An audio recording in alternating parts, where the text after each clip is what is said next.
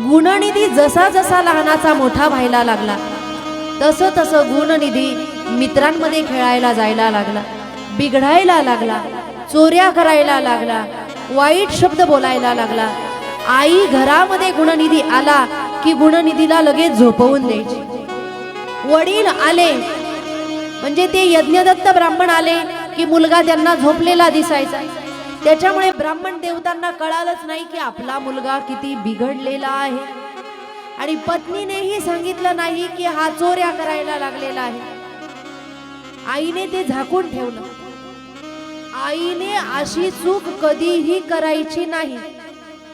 जर आई वडिलांना वाटत असेल आपला मुलगा बिघडायला नको, तर मुलगा लहानाचा मोठा व्हायला लागला, त्याच्याकडून चुका व्हायला लागल्या की त्याला दंड दिला पाहिजे, त्याला शिक्षा केली पाहिजे, रागवलं पाहिजे.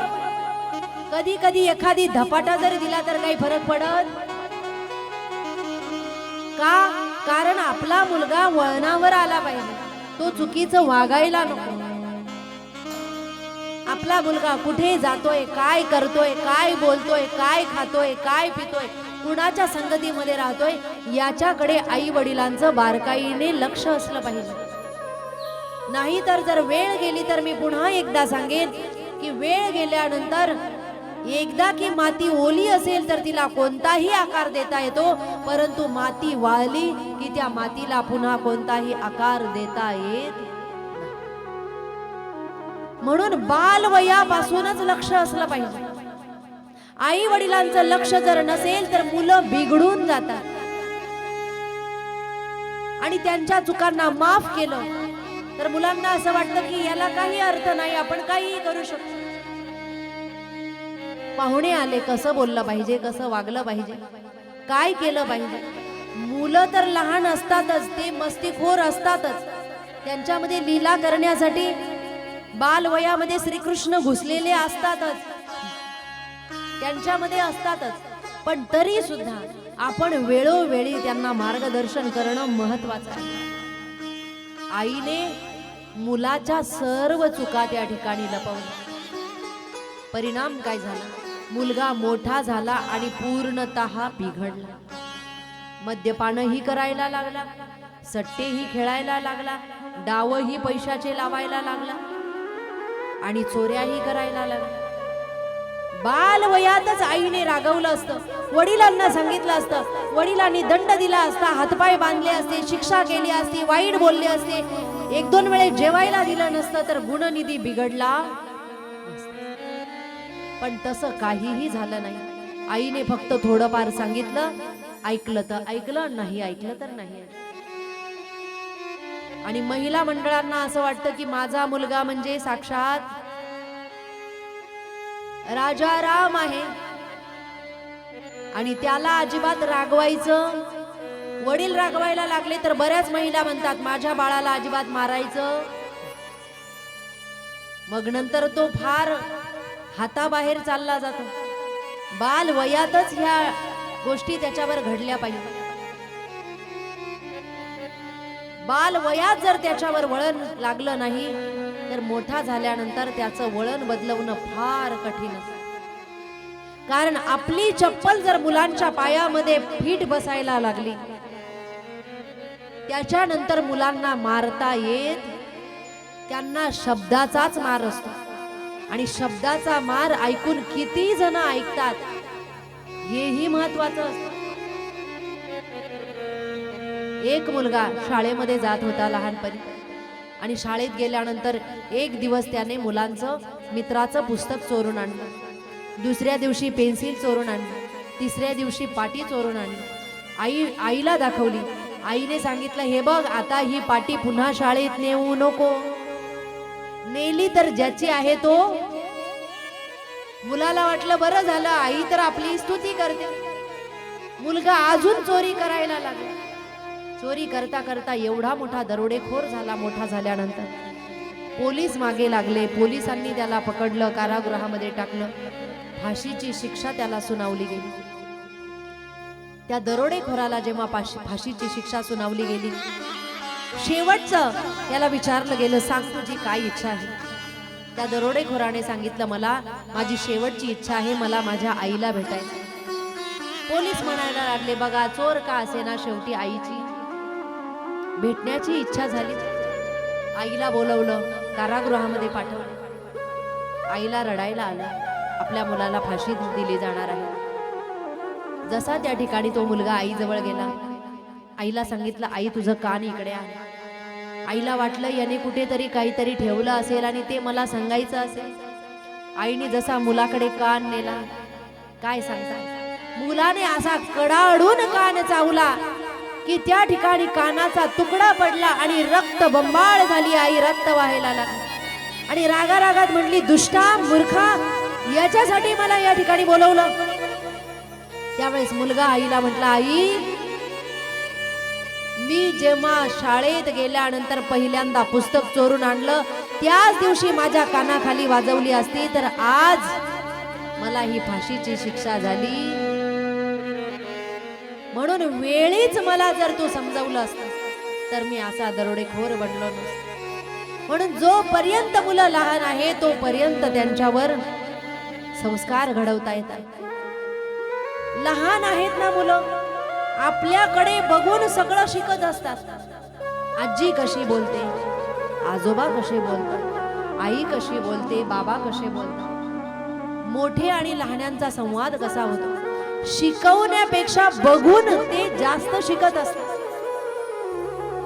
आणि जसं घरातले मोठे करतात तसंच बघून बघून लहान मुलं ही शिकत असतात. यद्यदाचरति श्रेष्ठस्तत्त देवी तरो जनः स यत् प्रमाणं कुरुते लोकस्तदनुवर्तते. भगवान परमात्मा गीतेमध्ये अर्जुनाला सांगतात, यत् यत् आचरति श्रेष्ठ, जसे मोठे लोक आचरण करतात तसं बघून बघून लहान लोक त्यांचं आचरण करतात. याच्यामुळे घरातल्या मोठ्यांचं आचरण चांगलं असलं पाहिजे. घरातले मोठेच बिघडलेले असतील, वडील जवळ आले आणि मुलांना सांगायला लागले, मुलांनो व्यसन करू नका. मुलं म्हटले, बाबा आधी तुमची उतरू द्या, मग आम्हाला शिकवा. चालेल का? मुलं वडिलांचं ऐकणार नाही. त्याआधी वडिलांना शुद्ध असणं आवश्यक आहे. एका ठिकाणी दोन मुलं एका शेतकऱ्याच्या बागेमध्ये पेरू चोरत होते आणि जसे पेरू चोरायला गेले, शेतकरी वाटच बघत होता यांना कसं पकडायचं. शेतकरी धावत पळत गेला आणि दोघांना एक दिवस पकडलं. जसं त्या ठिकाणी दोघांना पकडलं, त्यांना चांगलं ठोकलं, म्हटले चला तुमच्या आई वडिलांकडे, त्यांना सांगतो की तुम्ही माझ्या शेतामध्ये रोज पेरू चोरी करायला येताय, सांगा कुठे आहे तुमचे आई वडील. त्या दोघही मुलांनी सांगितलं, आमचे आई वडील शेजारच्या बागेमध्ये मोसंबी चोरी करत आहे. म्हणजे आई वडील तिकडे चोऱ्या करत होते आणि मुलं इकडे. सांगा, जसे आई वडील करतात तसेच मुलंही. आई वडील जर खोटं बोलत असतील तर मुलंही खोटं बोलणं शिकतात. आणि आता सगळेच जण खोटं बोलतात, कारण प्रत्येकाकडे एक यंत्र आहे. कोणतं? फोन आला, हॅलो कुठे आहेत, पण ते इथेच आहे आणि असतात यवतमाळला आणि सांगतात काय इथेच आहे. सहज प्रत्येक व्यक्ती खोटं बोलते. एका व्यक्तीने दुसऱ्या व्यक्तीकडून पैसे उसने घेतलेले होते 15 दिवसासाठी. पैसे काही महिना झाला तरी वापस दिले नाही. ज्याचे पैसे होते तो पुन्हा पुन्हा फोन करत होता. त्याचा नंबर बघितला की याची धडधड वाढायची. याने काय केलं, घरातल्या छोट्या मुलाच्या हातामध्ये मोबाईल दिला आणि त्या मुलाला सांगितलं, सांग माझे बाबा घरात नाहीयेत. त्या छोट्या मुलाने मोबाईल हातामध्ये घेतला, कानाला लावला आणि बोलायला सुरुवात केली, हॅलो माझे बाबा सांगतायत की ते घरात नाहीत. काय सांगितलं? माझे बाबा सांगतायत की ते घरात. त्याला माहित नव्हतं मला खोटं बोलायला लावले, पण मोठा झाल्यानंतर त्याला कळायला लागलं की बाबाच खोटं बोलतात. म्हणून बालवयापासूनच त्यांच्यावर संस्कार घडले पाहिजे.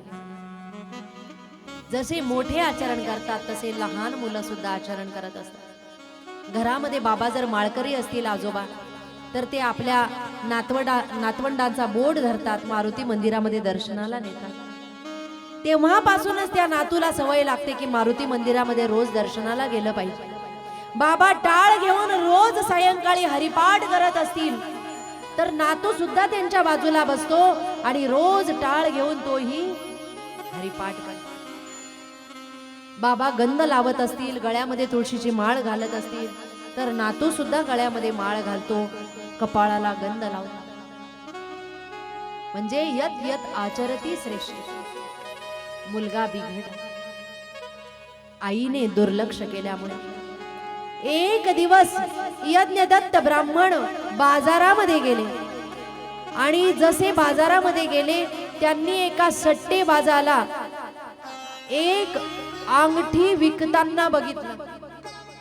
अंगठीकडे लक्ष गेलं आणि यज्ञदत्त ब्राह्मणाने ओळखलं, ही अंगठी तर माझी आहे, याच्याकडे आली कशी? म्हटले, कोण आहेस तू? ही अंगठी तुला कुठून मिळाली? त्यावेळेस त्याने सांगितलं, ही अंगठी आपल्या मित्राने दिलेली आहे। म्हटलं, कोण आहे तुझा मित्र? म्हटले, गुणनिधी। माझ्या बरोबर सट्टा खेळताना अंगठी तो हारलेला आहे। अजून काय काय हरला? म्हटले, एक चांदीचं ताट आहे, काही वस्तू आहे। जेव्हा यज्ञदत्त ब्राह्मणाने बघितल्या, महाराज वाईट वाटलं, हे भांडे तर माझ्याच घरचे आहे, मला माहित नाही माझा मुलगा सट्टा खेळायला लागला, डाव लावायला लागला। घरी गेले यज्ञदत्त ब्राह्मण, आपल्या मुलाला बघितलं, कुठे आहे मुलगा विचारलं। रोज आई सांगायची, आज विद्यालयात गेलेला आहे, आज मित्राकडे गेलेला आहे, आज झोपलेला आहे। सांगितलं घरात नाही, घरात शोधलं तर झोपलेला होता आणि पिऊन पडलेला होता। यज्ञदत्त ब्राह्मण दुःखी झाले, त्यांनी बोलायला सुरुवात केली, एवढा मुलगा बिघडला तरीही मला सांगितलं नाही। पत्नीवर चिडलेले आहेत, नाराज झालेले आहेत आणि त्यांनी विचार केला, असा मुलगा असण्यापेक्षा मला मुलगा नसता झाला तर बरं झालं असतं। यज्ञदत्त ब्राह्मण म्हणू लागले, अपुत्रत्वम् अपुत्रत्वम् वरुणा कुपुत्रात् कुलवासनात् त्यजेति कुलस्यार्थे नीतिरेषा। असा मुलगा असण्यापेक्षा नसता झाला तर चाललं असतं आणि अशा दुष्ट मुलाचा त्याग केला तरी पाप लागत नाही, ही नीती सांगते। वडिलांनी मुलाचा त्याग केला, गुणनिधीला हाकलून दिलं। गुणनिधीकडे आता पैसा नाही, वस्तू नाही, काहीच नाही। गुणनिधी बाहेर भटकायला लागला, फिरता फिरता एका जंगलात गेला, त्या ठिकाणी शिवालय दिसलं। काही लोक भजन करून नेमकेच झोपलेले होते। भूक लागलेली होती गुणनिधीला आणि भूक लागलेली असताना गुणनिधी फिरता फिरता त्या मंदिरामध्ये हळूच शिरला। त्याने त्या ठिकाणी प्रसाद ठेवलेला दिसला। शिवलिंगाजवळचा प्रसाद रात्रीच्या अंधारामध्ये दिसत नाही, म्हणून दिव्याची वात विझणार अंगावरचं शर्ट काढलं आणि दिव्याच्या वातीजवळ धरलं। प्रकाश पडला आणि त्या प्रकाशामध्ये अन्न दिसलं। जसं अन्न दिसलं, प्रसाद दिसला, पटापट तोंडामध्ये घालायला सुरुवात केली। लोक उठणार तेवढ्यात गुणनिधी भयभीत झाला, पळणार तेवढ्यात त्यांनी चोर म्हणून गुणनिधीला पकडलं आणि त्याला भरपूर मारलं। एवढं मारलं की गुणनिधीचा मृत्यू झाला। जसा गुणनिधी त्या ठिकाणी मृत्यू झाला, गुणनिधीचा आत्मा घेण्यासाठी शिवगण आले। का? कारण गुणनिधीचा मृत्यू शिव मंदिरामध्ये झालेला होता, मुखामध्ये शिवजींचा प्रसाद होता आणि मरण्याच्या आधी विझणारी वात त्याने आपल्या शर्टाने प्रज्वलित केलेली होती, म्हणजे महादेवाच्या मंदिरामध्ये प्रकाश पाडलेला होता, त्याच्यामुळे त्याचा उद्धार झाला। गुणनिधी त्याच्यानंतर पुढे कलिंग देशाचा राजा अरिंदम म्हणून जन्माला आला आणि जसा त्या ठिकाणी अरिंदम म्हणून जन्माला आला, मागच्या जन्माचं ज्ञान त्याला होतं, त्यामुळे त्याने अनेक शिवालयांची स्थापना केली, अनेक मंदिरामध्ये दीप प्रज्वलित करण्यासाठी प्रयत्न केला। तोही जीव त्या ठिकाणी त्यांनी प्राण सोडला आणि पुढे तोच गुणनिधी जो आहे तो कुबेर म्हणून जन्माला आला. कुबेराने महादेवाची भक्ती केली आणि महादेवाची भक्ती करून महादेवाला प्रसन्न करून घेतलं. महादेवाला विनंती केली, प्रभो तुम्ही माझ्या जवळ नेहमी राहा किंवा तुमच्या गावात मला राहायला घेऊन चला. महादेव म्हटले, माझं कोणतंही राहण्याचं स्थान नाही. कुबेराने सांगितलं, मी अलकापुरी, मी त्या ठिकाणी मानस सरोवराजवळ राहतो, म्हणून तुम्ही मानस सरोवराजवळ एक सुंदर असा डोंगर आहे, त्याच्यावर तुम्ही निवास करा.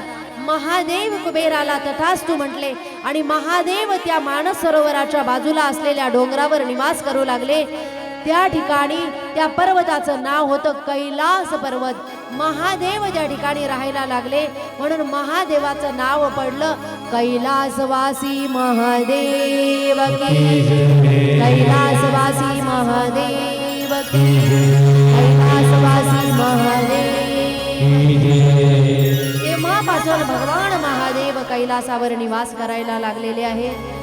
त्याच महादेवाचं पुढे देवी सती बरोबरचं आणि देवी पार्वती बरोबर कशा पद्धतीने विवाह झाला याचा उर्वरित कथाभाग आपण श्रवण करणार आहोत उद्याच्या कथाभागामध्ये ठीक 7 ते 10 या वेळामध्ये. बोला उमापती महादेव की जय, शिव महापुराण की जय, गौ माता की जय, हनुमानजी महाराज की जय, सब संतन की जय. ओम पार्वती पते हर जय श्री राधे, जय जय श्री राधे, जय जय श्री राधे.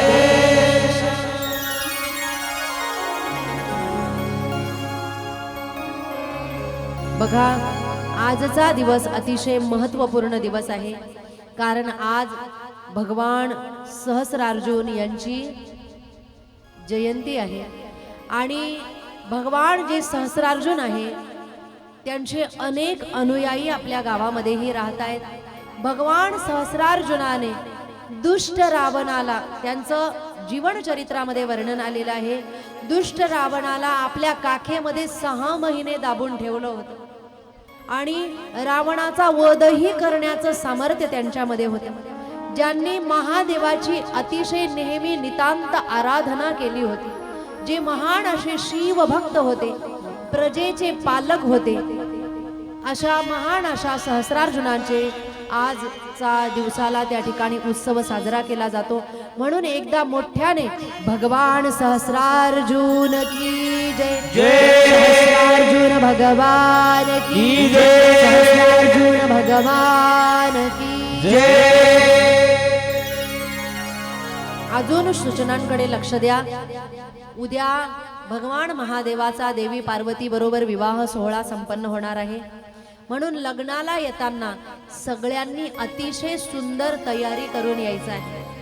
घरच्या लग्नाला जशी तयारी करतात तशी तयारी करायची. ओरिजिनल दागिने घालू नका, हरवले तर माझं नाव घ्यायचं.